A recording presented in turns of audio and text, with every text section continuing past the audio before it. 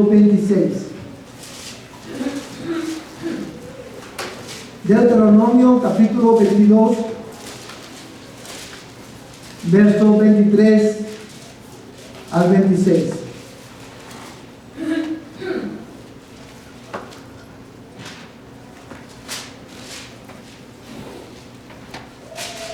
Hasta el 27, perdón. Deuteronomio 22, versos 23 hasta el 27.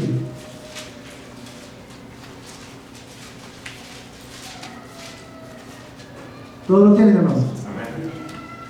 Dice la palabra de Dios de esta manera: si hay una joven virgen que está comprometida a un hombre y otro hombre la encuentra en una ciudad y se acuesta con ella, entonces llevaréis a los dos a la puerta de esa ciudad y los apedrearéis hasta que mueran. La joven porque no dio voces en la ciudad, y el hombre porque ha violado a la mujer de su prójimo. Así quitarás el mal de en medio de ti. Pero si el hombre encuentra en el campo a la joven que está comprometida, y el hombre la fuerza y se acuesta con ella, entonces morirá solo el que se acuesta con ella. No harás nada a la joven. No hay en la joven pecado digno de muerte, porque como cuando un hombre se levanta contra su vecino y lo mata, así es este caso. Cuando él encontró en el campo, la joven comprometida dio voces, pero no había nadie que la salvara. Vamos a orar, hermanos, y vamos a pedir al Señor que Él abra nuestras vidas esta noche a través de nuestro estudio bíblico. Señor, en esta hora venimos delante de tu presencia, Señor, para adorarte por la clara instrucción de tu palabra. Señor, te damos gracias, Dios mío, porque tú, oh Dios, cada vez que nos reunimos alrededor de la Escritura, tú siempre, Señor, hablas a nuestras vidas. Amado Dios, quiero rogarte tu dirección en esta noche. Vamos a estar considerando, Señor, este tema que es tan importante, Señor, y a la vez tan delicado. Quiero rogarte, Dios mío, en el nombre de Jesús, que tú me des sabiduría y me ayudes, oh Dios, a enseñar esta noche tu palabra, Señor, con fidelidad, oh Dios, y en el poder de tu Espíritu. Te ruego, Señor, que tú perdones nuestros pecados y que tú, oh Dios del cielo, obres en nuestras vidas a través de tu palabra. Yo te lo ruego, oh Dios, en el nombre de Jesús. Amén. Hermanos, esta noche, con la ayuda del Señor, vamos a continuar con este tema que se llama ayuda lidiando con el abuso sexual. Y vamos a estar, estamos enfocados, si usted estuvo el miércoles pasado, sabe que estamos enfocados específicamente en el abuso sexual a los niños, qué es lo que la Biblia dice al respecto, cómo la iglesia debe responder a casos de abusos de esta clase, y cómo, y más que todo, cómo podemos ayudar a la luz de la Biblia, basado en la palabra de Dios, cómo podemos ayudar a aquellas personas que han sufrido esta experiencia devastadora. Y esta noche, hermano, he querido comenzar con este pasaje de la Escritura, porque Deuteronomio capítulo 22, y específicamente estos versos que acabamos de leer, nos enseña que Dios toma en serio el tema del abuso sexual, no solamente de los niños, sino también de las personas que son débiles y que están desamparadas. Y quiero, hermano, comenzar esta noche resaltando algunas presuposiciones que encontramos en este pasaje. Número uno, hermano, cuando la iglesia habla y trata el tema del abuso sexual, lo primero que nosotros tenemos que entender y tenemos que traer a la mesa es el hecho de que el sexo es algo bueno. El sexo, hermano, es un regalo que Dios le ha dado al hombre. Cuando vemos en la Biblia, en Génesis capítulo 1 y capítulo 2, cuando Dios crea al hombre y a Adán y a Eva, Dios le da un mandato. ¿Cuál es este mandato? Multiplicaos y fructificar. El sexo, hermano, es algo bueno, que Dios le ha dado al ser humano para disfrutarlo dentro del contexto del matrimonio. Ahora, debido a la naturaleza pecaminosa del hombre, cuando nosotros hablamos del sexo como algo bueno que Dios le ha dado al hombre, evidentemente, y a la misma vez estamos tratando el tema del abuso sexual, evidentemente viene esta pregunta a nuestra mente: ¿cómo es posible que algo que es bueno por naturaleza a nosotros pueda ser fuente de tanto dolor y tanta aflicción para la persona? Y la respuesta a esa pregunta, hermano, es que debido a al efecto del pecado en nuestra naturaleza, nosotros como seres humanos tenemos el potencial de tomar cualquier cosa que sea buena y hacerlo algo malo. Y debido a esta verdad, a esta presuposición que el sexo es algo bueno, pero nosotros lo hemos manchado, lo distorsionamos con nuestro pecado, eso nos lleva, hermano, a una segunda presuposición esta noche, y es esta: la iglesia cristiana tenemos y debemos de hablar con claridad y con libertad acerca de el sexo y la práctica de la sexualidad, del sexo y de la sexualidad. ¿Sabes por qué? Porque Dios habla acerca de ello en la Escritura. Esto es un tema importante. Dios habla, no susurra, habla a gritos, muy alto, acerca de lo que Él espera y lo que Él piensa acerca de este tema. Ahora bien, hermanos, y es por eso que nosotros como iglesia tenemos que enseñar a nuestros hijos, tenemos que hablar libremente acerca de este tema, no a la luz de la cultura, sino a la luz de la clara e inerrante palabra de Dios. En este texto, hermano, que acabamos de leer, nosotros encontramos algunas verdades que nos van a ayudar a poner el fundamento de lo que vamos a ver esta noche. Cuando usted lee este texto, hermano, usted se da cuenta de que el Señor, en su gracia y en su misericordia, Dios da leyes específicas que iban a regir este tipo de problemas dentro de su pueblo. Y la razón por la cual Dios nos da leyes específicas es precisamente por dos razones. Número uno, porque como vamos a estar mirando más tarde, Dios, y esto lo decimos con mucha claridad y con mucha libertad, Dios odia toda clase de abuso, incluyendo el abuso sexual de menores. Dios odia el abuso, y Dios odia el abuso a los desamparados. Eso es por eso que Dios a su pueblo le da leyes específicas como estas. Dios, hermano, está interesado en la santidad, y esa es otra razón por la cual Dios nos da este tipo de leyes a su pueblo. Dios está interesado en la santidad del sexo dentro de su pueblo, porque Dios es santo. Las prácticas sexuales de la iglesia deben de también reflejar la santidad de Dios. Y usted dirá: ¿dónde usted lo ve, hermano? Bueno, si usted se fija, hermano, dice el verso 23, si hay una joven virgen que está comprometida a un hombre, y otro hombre la encuentra en la ciudad y se acuesta con ella, entonces llevaréis a los dos a la puerta de esta ciudad y lo apedrearéis hasta que mueran. La joven, porque no dio voces en la ciudad, y el hombre, porque ha violado a la mujer de su prójimo. Así quitarás el mal de en medio de así quitarás el mal de Israel. Fíjate lo que está diciendo este texto. Está poniendo un ejemplo. Y dice Dios: si un hombre encuentra a una mujer joven, comprometida en la ciudad, y tiene relaciones con ella, ¿qué deben hacer? Apedrearlo a los dos. Usted dice: ¿cómo es posible? ¿Por qué a los dos? Bueno, amados hermanos, y el texto te lo explica. Dice: a la joven deben de apedrearla porque no pidió ayuda. Y la idea que está transmitiendo, hermano, es que esta joven consintió en ese acto aborrecido.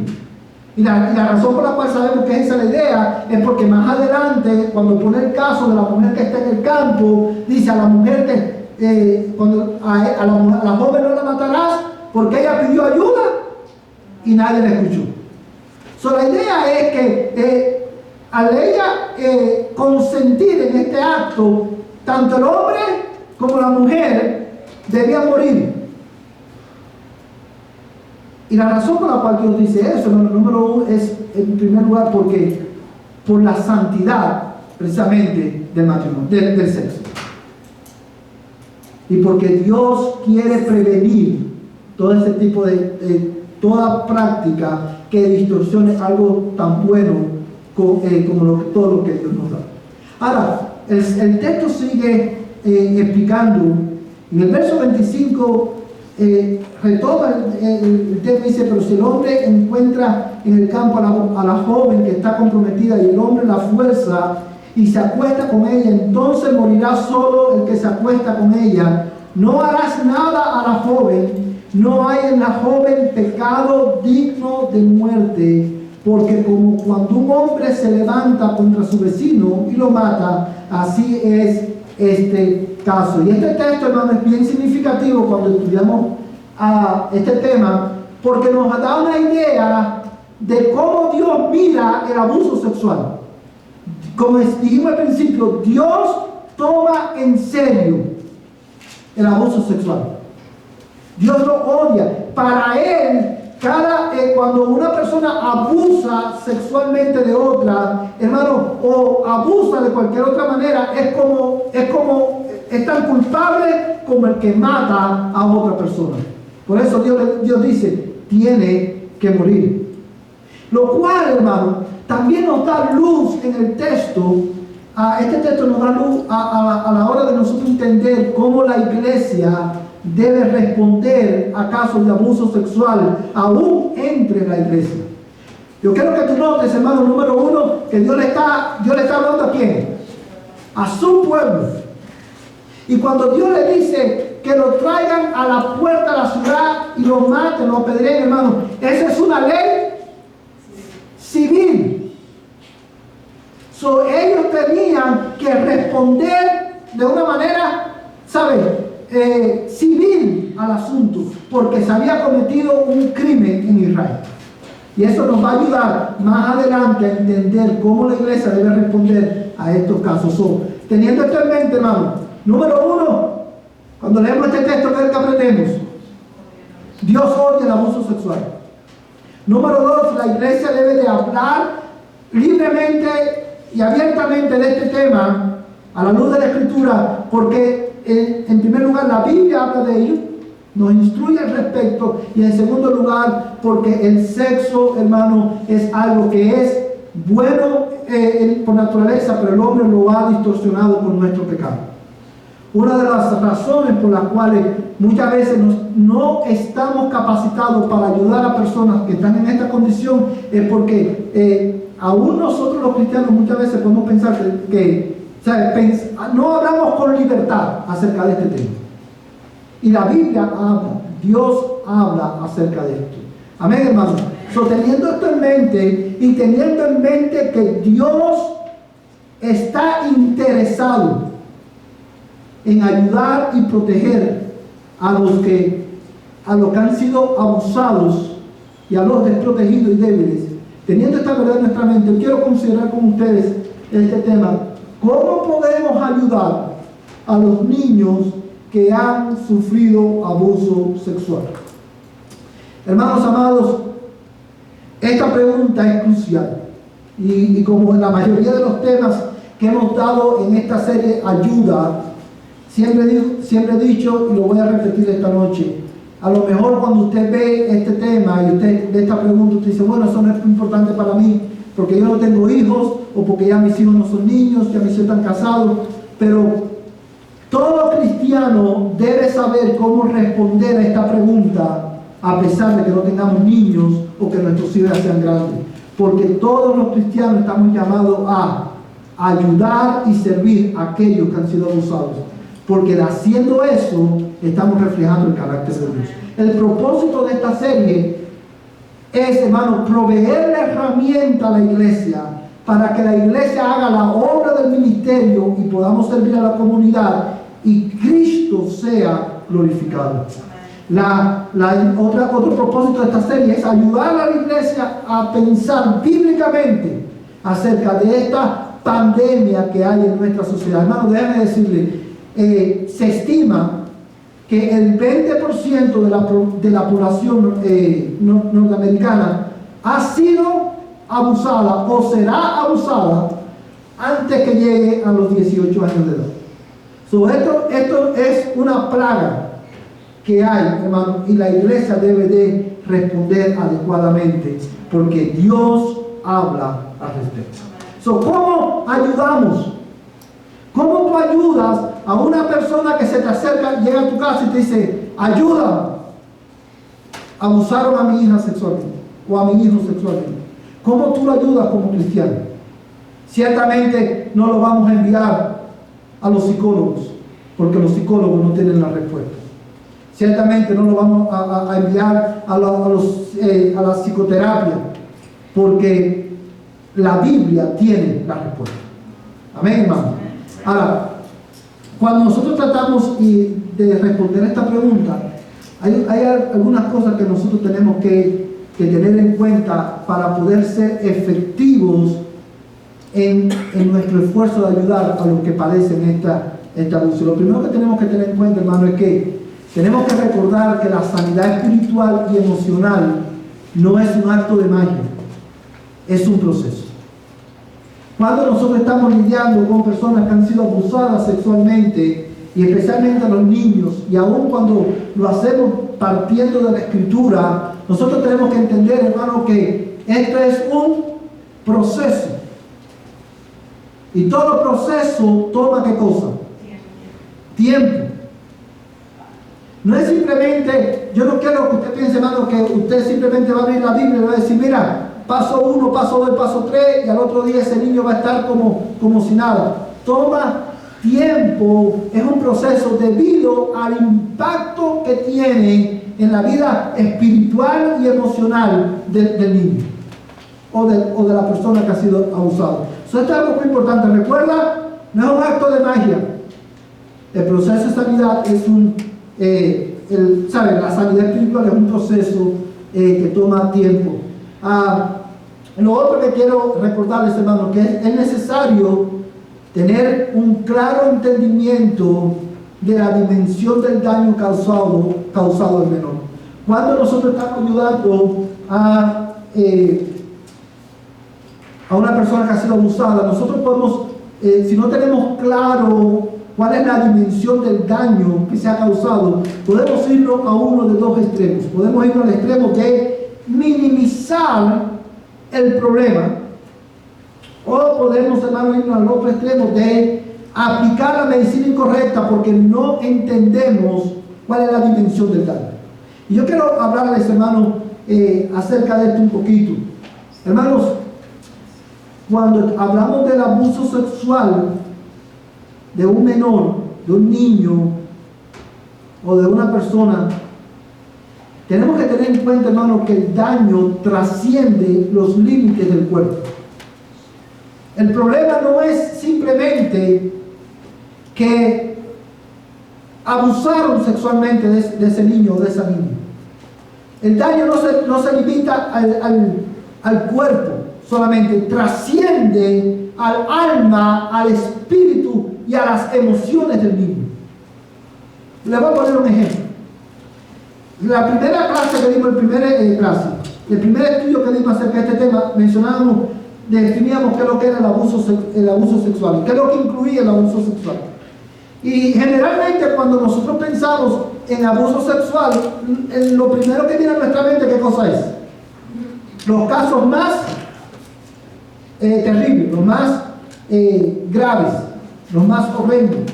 Sin embargo, hermano, cuando una persona, un adulto o un joven toca inadecuadamente a un niño o a una niña en un lugar que no lo debe tocar, aunque no se consume el acto sexual como tal, simplemente lo tocó o simplemente la tocó, y aunque haya sido solamente en una sola ocasión, ese niño o esa niña ha sido abusada sexualmente, y nosotros, hermanos, si no entendemos el impacto que esto tiene, la dimensión del daño, podemos decir, no pasó nada, simplemente la tocó, o fue una sola vez.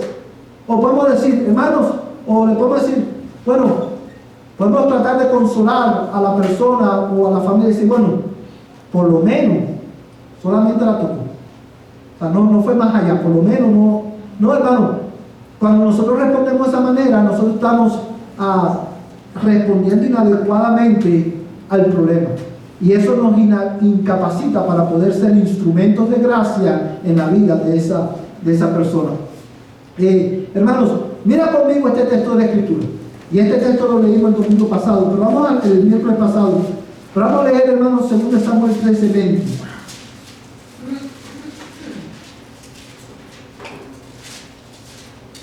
¿Todos lo tienen, hermanos? Segundo libro de Samuel, capítulo 13, verso 20.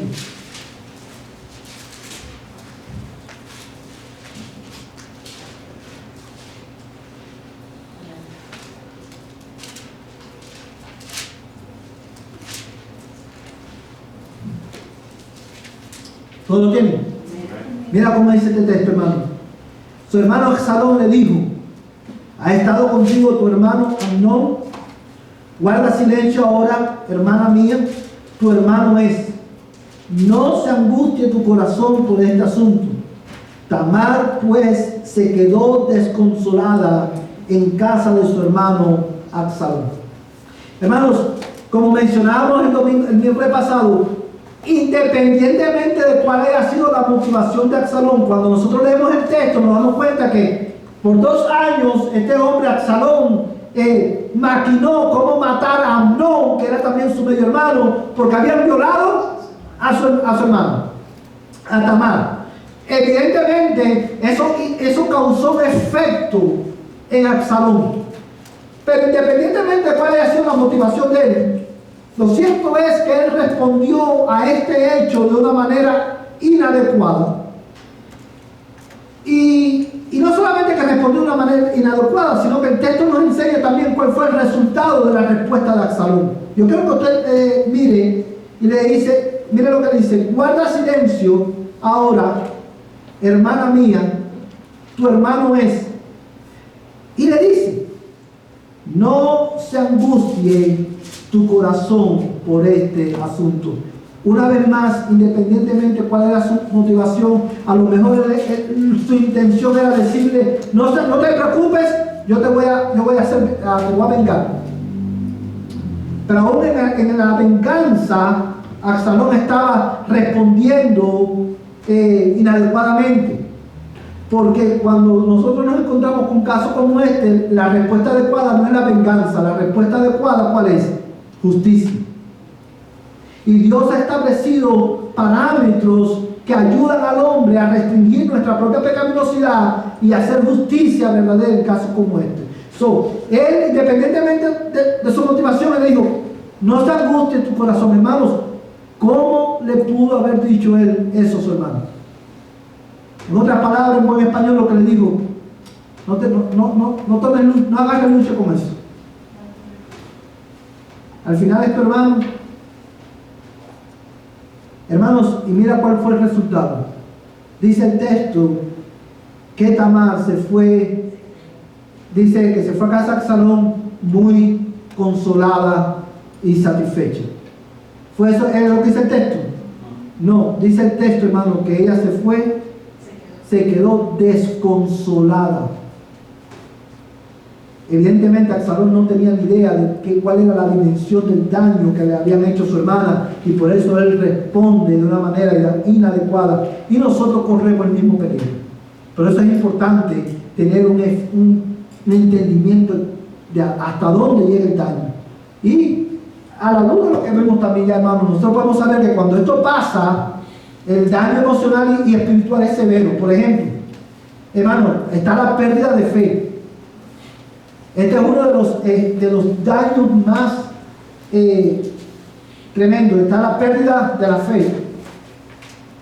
¿Y saben por qué viene la pérdida de la fe, hermano? Porque generalmente cuando las personas experimentan un caso como este, tienen una experiencia como esta, o la familia de la persona abusada, generalmente siempre nos preguntamos ¿dónde está Dios? ¿O por qué Dios permitió algo como esto?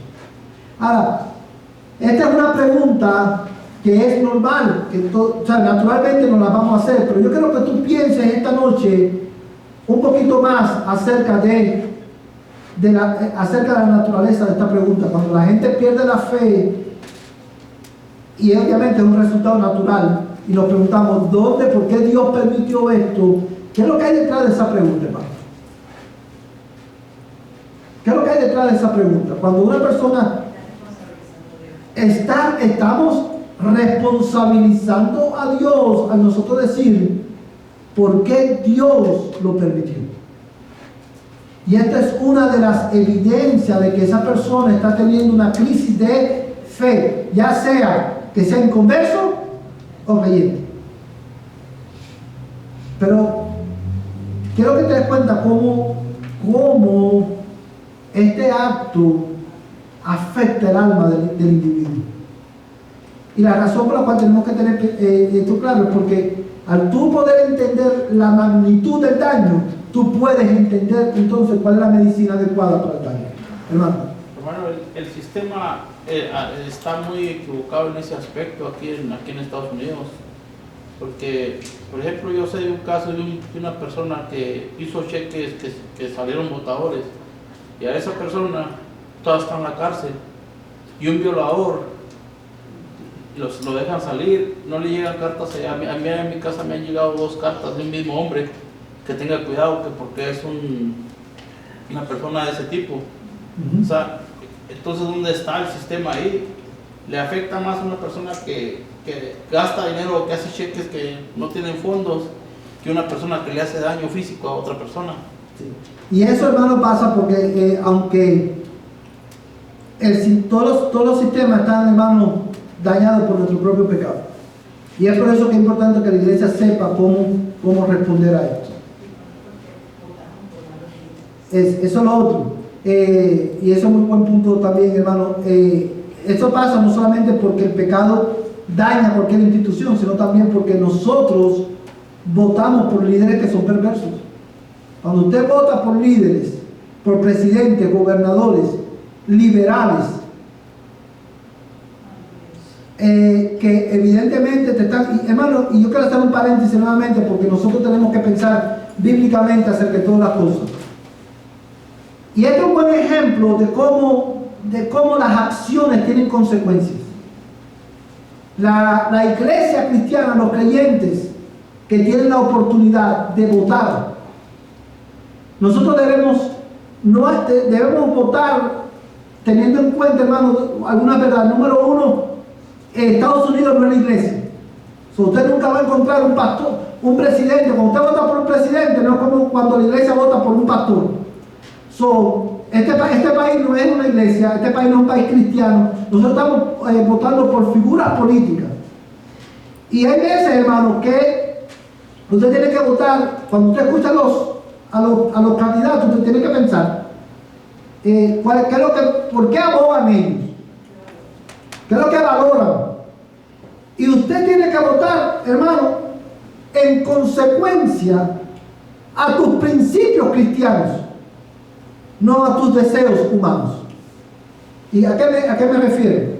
Me refiero a que todos los hispanos, hermanos, votamos, cuando vamos a votar, los que pueden votar, votan con una sola cosa en su mente. ¿Cuál es el factor determinante que usan los hispanos cuando votamos? El que promete que va a arreglar el problema de migración, por ese vamos a votar. No me importa si apoya el aborto, no me importa si apoya cualquier tipo de inmoralidad sexual, no me importa si apoya el movimiento LGTB. Lo importante es que este hombre ha prometido que va a arreglar los problemas migratorios. Hermano, déjame decirle algo. Nunca este país va a arreglar los problemas, probablemente nunca, porque no les conviene, es un problema de política. Y aunque no voy a decir nombre porque no es el tema, pero el partido político que más aboga por arreglar los problemas migratorios de este país, es el partido político que más lo obstaculiza. Cuando tú vas a votar, teniendo en cuenta que es por la persona por la cual tú estás votando, va a establecer leyes que van a afectar ¿a quién? A tu familia, a los más débiles. Por eso tenemos que votar de una manera consistente con la palabra. Amén, hermano. Eso fue un comentario, un paréntesis en el tema. Hermanos, el niño cuando pasa por esa experiencia pierde la fe, pierde la esperanza, y la razón por la cual hay una pérdida de la esperanza es porque generalmente, como dijimos también el miércoles pasado, el 90% probablemente de los que cometen cualquier tipo de abuso sexual a menores generalmente son personas muy cercanas a los niños. Por ejemplo, puede ser un papá, puede ser un padrastro, puede ser un abuelo, puede ser un tío, una tía. Generalmente son personas que están supuestas a proteger. Cuando el niño se da cuenta y que la persona que está supuesta a protegerlo lo ha dañado de esta manera, ese niño pierde todo sentido de esperanza. Si el que está supuesto a protegerme me hizo esto, ¿qué va a hacer de mi vida? Si te das cuenta, hermano, hasta dónde llega el daño del abuso sexual en los menores. Hermano, pero también hay una pérdida de la paz. Hay una pérdida de la paz, hermano, y de la confianza. Hay una pérdida de paz, hermano, porque si ese problema no se trata, no se aplica la medicina correcta a este problema, hermano, ese niño va a vivir toda su vida ¿con qué? Con el trauma de que la persona que estaba supuesta a cuidarlo y a protegerlo lo ha abusado. Y evidentemente va a haber una pérdida ¿de qué? De confianza. Y en estas áreas en las que nosotros debemos de trabajar. Ahora bien, hermanos, teniendo en nuestra mente cuál es la dimensión del abuso, del daño del abuso, yo quiero responder entonces a la pregunta, ¿cómo ayudamos? Bueno, hermano, lo primero que tenemos que hacer es anima al niño a hablar sobre el abuso con confianza. Anima al niño a hablar sobre el abuso con confianza. El miércoles pasado, hermano, vimos que hay señales, hermano, hay evidencias físicas en el comportamiento del niño que pueden ser indicadores de que un niño ha sido abusado sexualmente. Cuando usted tiene alguna sospecha de que su hijo, su hija, su nieto, su nieta, o el vecino o la vecinita ha sido abusado sexualmente, anime al niño o a la niña a hablar con confianza acerca del tema. Y cuando nosotros hacemos esto, tenemos que tener presente, hermano, que tenemos que ser pacientes. ¿Usted sabe por qué tenemos que ser pacientes? Porque el que está pasando por esa experiencia tiene una sensación de ¿qué? De vergüenza. Es algo de lo cual no queremos hablar. Pero usted debe de ser paciente y debe ser intencional en animar a este niño a que se abra con usted y pueda decirle qué fue lo que pasó.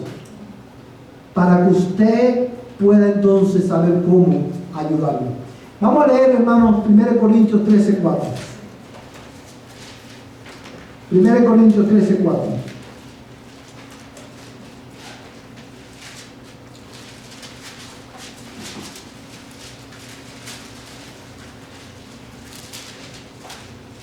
¿Todos lo tienen, hermano? ¿Quién no quiere leer? Ya, hermano.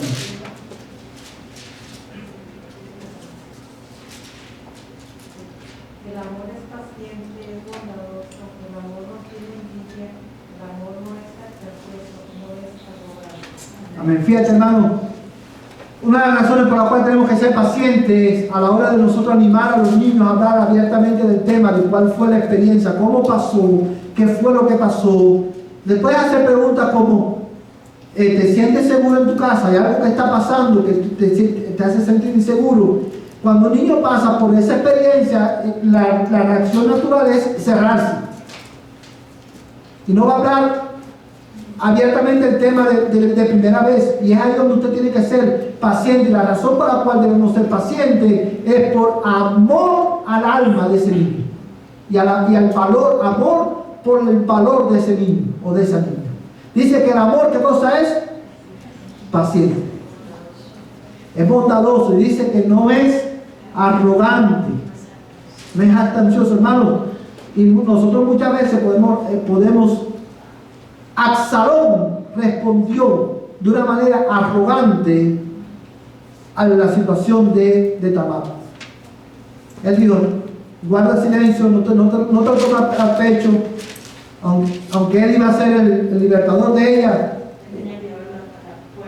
Exacto, lo que él tenía que hacer era llevarlo a la puerta de la ciudad y le dijo, no, yo me voy a encargar de este asunto y voy a tomar venganza. Y él no consideró la extensión del daño que había en Tamar. Hermano, ¿y sabes por qué? Porque al final Absalón se amaba a él más de lo que amaba a su hermano. Él necesitaba vindicarse él mismo.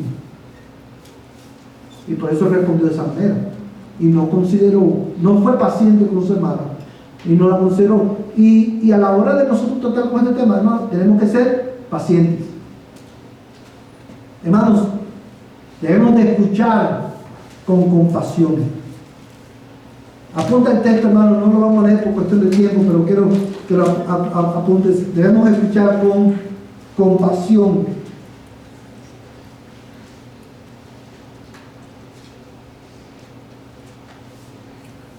Generalmente, hermano, ¿cómo luce esto?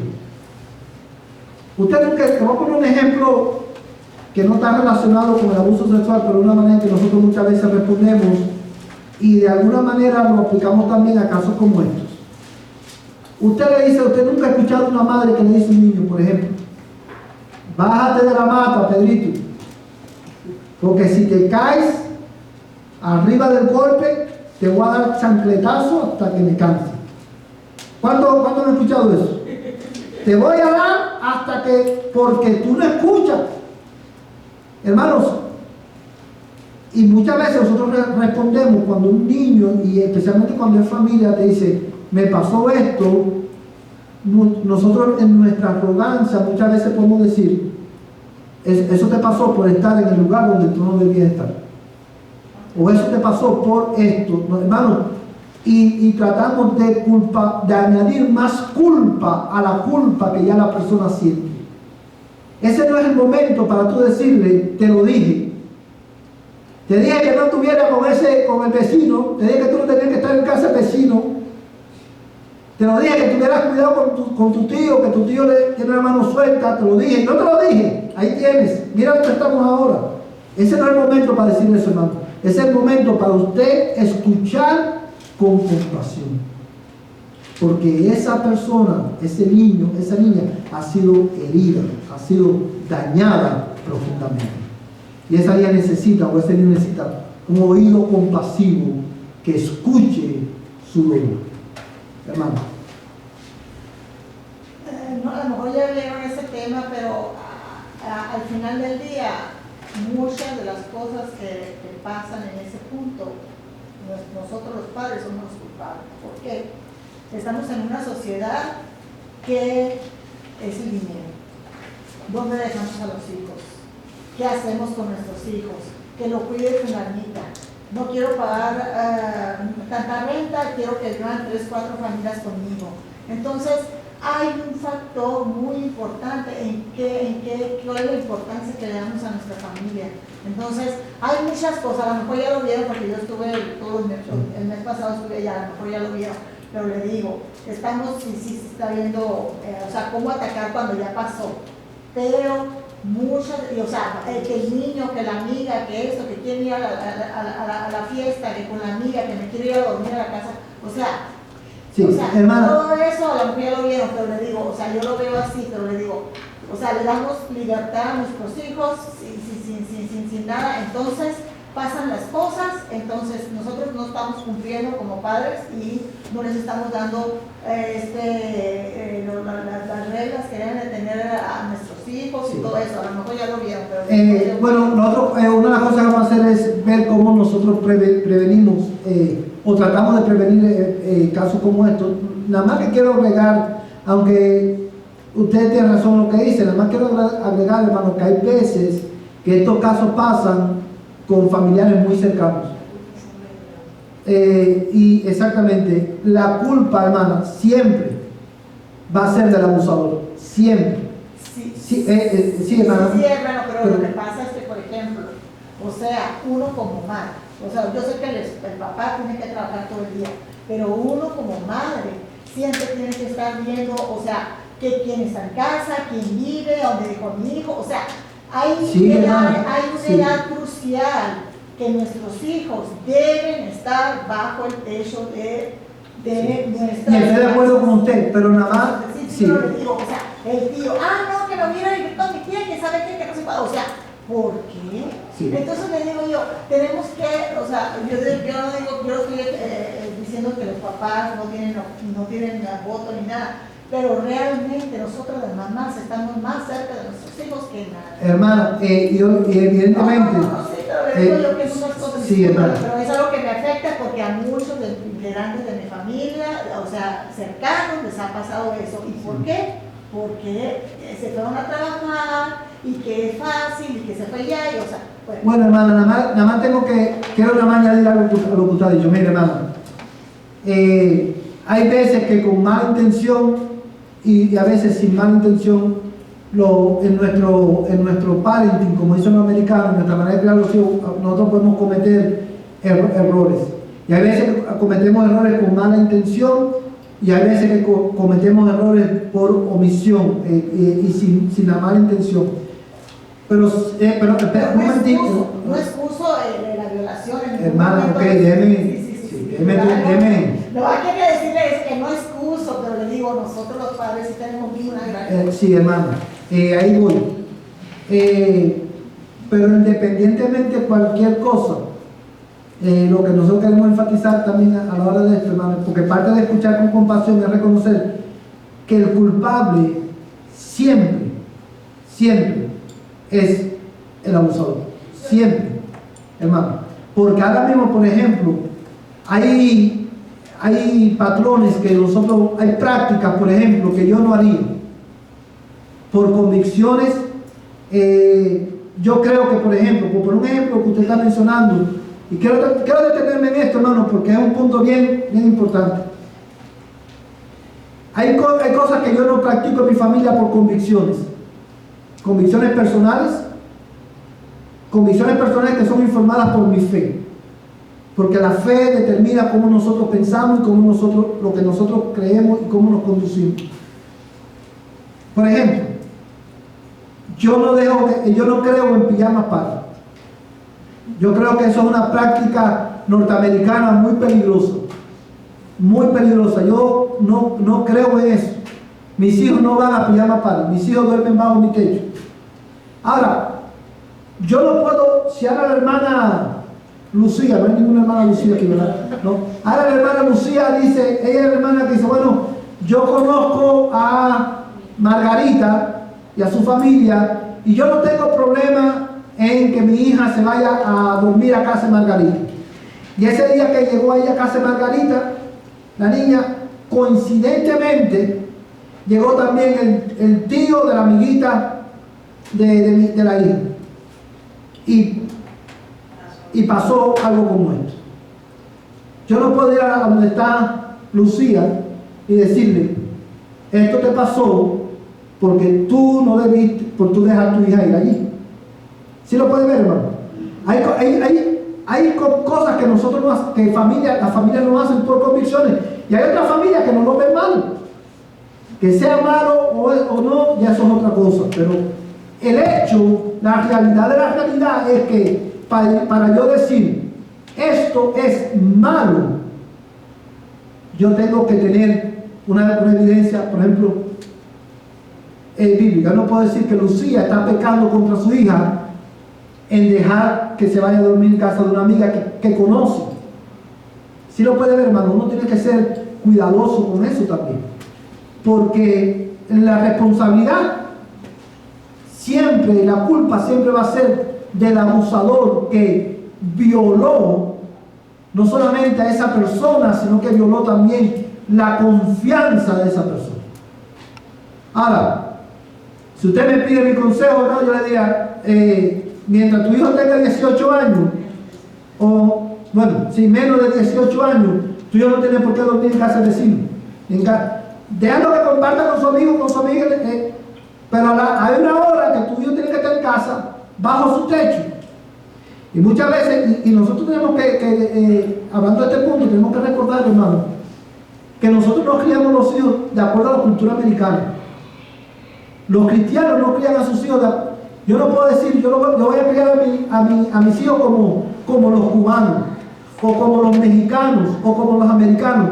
Nosotros tenemos que criar a nuestros hijos a la luz de la palabra de Dios, que es suficiente.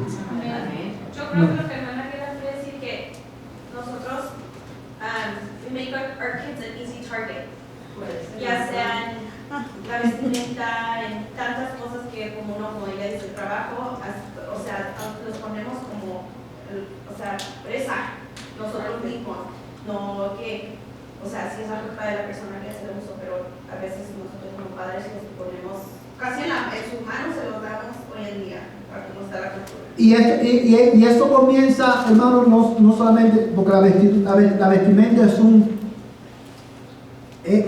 buen ejemplo, pero eso comienza, hermano, nosotros, por ejemplo, para evitar eso, hermano, eso comienza primero con el cuidado que nosotros tenemos con lo que nuestros hijos ven en la televisión, con lo que nuestros hijos oyen, la música que escuchan, lo que ven en la televisión, el acceso que tienen al internet. La mayoría de los depredadores sexuales, hermano, trabajan por medio de las redes sociales.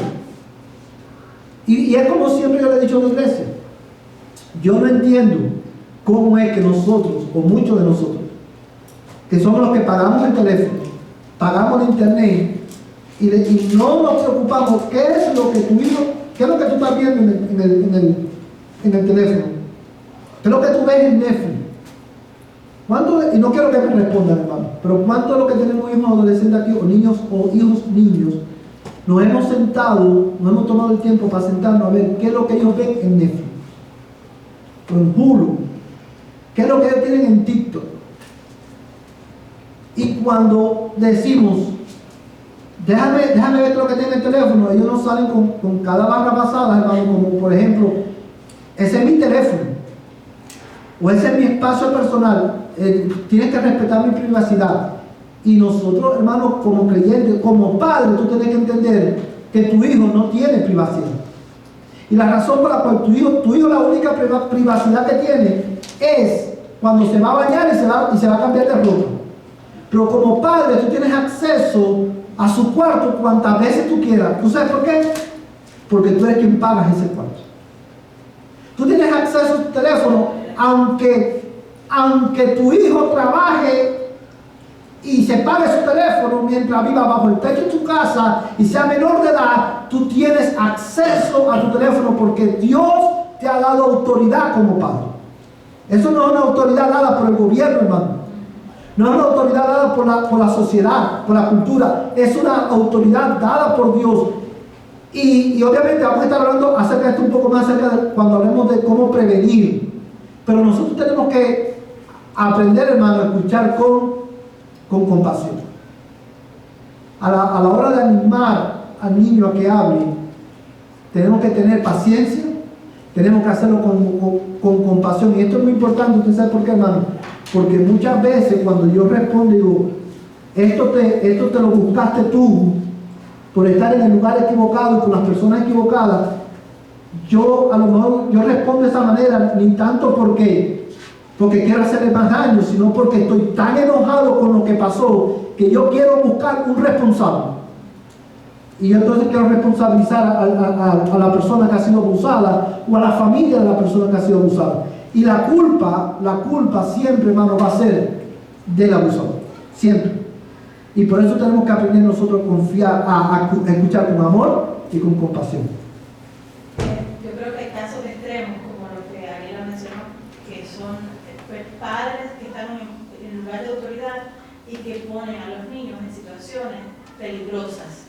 En ese caso, el padre es un abusador, como el que lo violó físicamente. El padre es cómplice del abusador sexual, aunque lo haya hecho. Yo no quise hacerlo, pero tú, si lo estás haciendo adrede, si lo estás haciendo sabiendo lo que tú estás haciendo, cuando el padre pone a los niños en esa situación, es un cómplice. Exacto. Ahora bien, hermanos, se nos fue el tiempo esta noche. Yo solamente quiero terminar con una aclaración. Con dos aclaraciones. El próximo miércoles lo vamos a empezar exactamente aquí donde terminé hoy para poder terminar este tema. Este tema nos va a tomar 2 o 3 miércoles más porque es mucho contenido lo que tenemos y queremos ir despacio. Hermanos, nosotros a la luz de esta verdad, ¿cómo nosotros respondemos? Número 1, tú y yo tenemos que orar para que Dios nos capacite para ser instrumentos de gracia en nuestra sociedad. Dalhart necesita iglesias preparadas para responder bíblicamente a este problema, porque esto es una plaga también aquí en Dalhart. Ese número 1, tú tienes que orar, tú y yo tenemos que orar, Señor, dame compasión por aquellos. Hermanos, muchas veces nosotros como iglesia podemos estar centrados en nosotros mismos y decimos, ok, esto, si a mi hijo no está en peligro, no me importa lo que pase con el niño de los demás. Hermano, tú y yo debemos de mirar a la comunidad de Dalhart con compasión, porque Dios ha tenido compasión de nosotros. Dios es defensor de huérfanos, padre de huérfanos y defensor de viudas, y eso lo que habla es que Él defiende a los débiles y desprotegidos. La iglesia debe hacerlo también. Debemos prepararnos a la luz de la Biblia y debemos orar para que Dios nos dé un corazón amoroso y un corazón compasivo por aquellos que están en necesidad. Número 2, esta noche, al considerar este tema que es tan importante, tú y yo debemos de reflexionar en la gravedad del pecado. Como una persona, que es lo que hace que una persona que está supuesta a proteger a otra persona sea la misma persona que lo dañe, lo abuse, lo destruya de esa manera. ¿Qué es lo que pasa? ¿Qué tiene que pasar? Y eso habla de la gravedad y la miseria que el pecado trae y ha traído al alma del hombre. Por eso Dios en el principio le dijo a Adán y a Eva, no comas del árbol que está en el medio de los huertos, porque el día que de él comieres, ciertamente morirás. Y a partir de ese momento, todos los hombres, todos los seres humanos, nacemos con una naturaleza pecaminosa, y hermanos, y todos somos propensos a abusar de una u otra manera de los desprotegidos. Todos tenemos esa inclinación que se manifiesta de muchas maneras. ¿Usted sabe por qué? Porque todos los hombres, desde que nacen, todos los seres humanos, nacemos con una predisposición contra Dios. Cuando el abusador abusa de una persona, lo hace cuando el padre abusa de su hija o de su hijo, cuando el tío abusa de su sobrino o sobrina, cuando el vecino abusa de su vecinita, lo hace como una expresión de su rebelión contra Dios. Porque el hombre es creado, esa niña, ese niño ha sido creado a imagen y semejanza de Dios. Quiero mencionar esto para que consideres la gravedad y el impacto del pecado en la vida de todos los hombres. Una sociedad en esa condición está condenada a la autodestrucción, como lo estamos viendo en nuestra sociedad. Porque el pecado hace que el hombre dañe a uno que está supuesto a amar y a cuidar. Cuando Dios llamó a Adán y a Eva, los llamó y los confrontó. Adán, que estaba supuesto a cuidar y a proteger a Eva, como Cristo protege y cuida a la iglesia, responsabilizó a Eva, la mujer que me diste, y responsabilizó a Dios. Y a partir de ese momento, por causa de nuestro pecado, el hombre todo lo que hace lo hacemos como una expresión de nuestra rebelión contra Dios. Ahora bien, ¿cuál es la esperanza del hombre sin Cristo? Porque estamos hablando aquí del abuso sexual, pero lo abusamos cuando le damos golpes, cuando los los maltratamos de diferentes maneras. ¿Qué es lo que hace que un hombre que ama a su mujer la traicione y la abandone por otra mujer? ¿Qué es lo que hace que una mujer traicione a su esposo por otro hombre? Esas son expresiones del impacto del pecado en la vida del hombre, lo cual termina llevando al hombre al infierno, a la condenación eterna. Y a la luz de esa verdad, tú y yo debemos recordar que la única esperanza, tanto para el abusado como para el abusador, como para todos los hombres naturales, la única esperanza es Cristo, mi amigo. Es Cristo, quien tomó nuestra humanidad, descendió del cielo, se humilló a sí mismo y vivió una vida perfecta y murió en la cruz del Calvario para que todos los hombres y mujeres que creen en Él, que Él es el Hijo de Dios, el Salvador del mundo, y se arrepienten de sus pecados, sean salvos.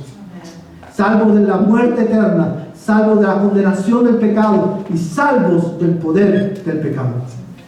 Y es por eso que si usted está aquí en esta noche sin Cristo y no conoce a Cristo, aunque usted no tenga este problema, quizás usted dice, bueno, yo no tengo ese tipo de inclinación, aún así, mi amigo y mi amiga, usted esta noche necesita a Jesucristo. Ven a Cristo, arrepiéntete de tus pecados y suplícale a Dios, Señor, cambia mi vida. ¿Quieres tú hacer eso en esta noche? Si tú estás sin Cristo, yo te invito, yo te ruego como si Dios rogase por medio de mí. Arrepiéntete de tu pecado, cree en Jesucristo, corre a Él. Él es el arca de la salvación. Vamos a ponernos en pie esta noche y vamos a terminar en oración. Padre, te damos gracias, Dios, por este tiempo que hemos pasado juntos. Gracias, Señor, por la instrucción de tu palabra. Gracias, Señor, porque tú, oh Dios del cielo, has tenido, Señor, misericordia de nosotros al instruirnos, Señor, esta noche. Yo ruego, Padre, que lo que hemos visto tú lo apliques a nuestra mente y a nuestros corazones, y que tú nos concedas, Señor, vivir y criar a nuestros hijos a la luz de tu palabra. Esta noche oramos por aquellas personas que han sido abusadas sexualmente por otras personas. Oramos por niños que han sido abusados en nuestra sociedad, en nuestra comunidad, aquí en Dallas. Oramos, Señor, que tú tengas misericordia de ellos y que tú los, Señor, por medio de Jesucristo traigas sanidad, salvación y consolación. Y te ruego que tú nos ayudes como iglesia para ser instrumentos de sanidad para nuestra comunidad. Ayúdanos, danos un corazón compasivo y amoroso por aquellos que sufren, Señor, en el nombre de Jesús. Amén y amén. Vayan en paz, hermanos, de esta manera estamos despedidos.